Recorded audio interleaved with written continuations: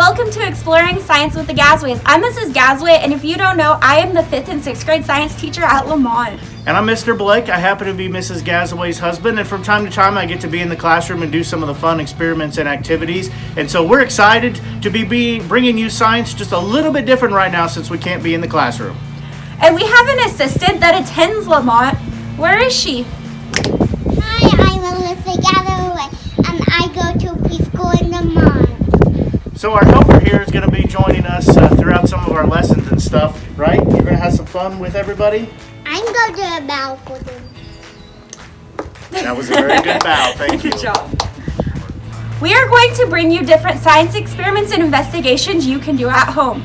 These include my students' favorite elephant toothpaste, film canister rockets, CD hovercrafts, slime, oobleck, crystals, and more.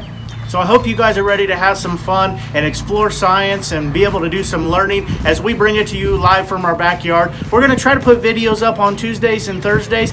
Try for about 5 o'clock or so, but be sure and like our page, share it, post comments. Also, if you're doing the project, take pictures, send us videos. If you have questions or things that you want us to investigate later on, send those to us because we would love to know what you're thinking about. And most importantly, we miss seeing you guys.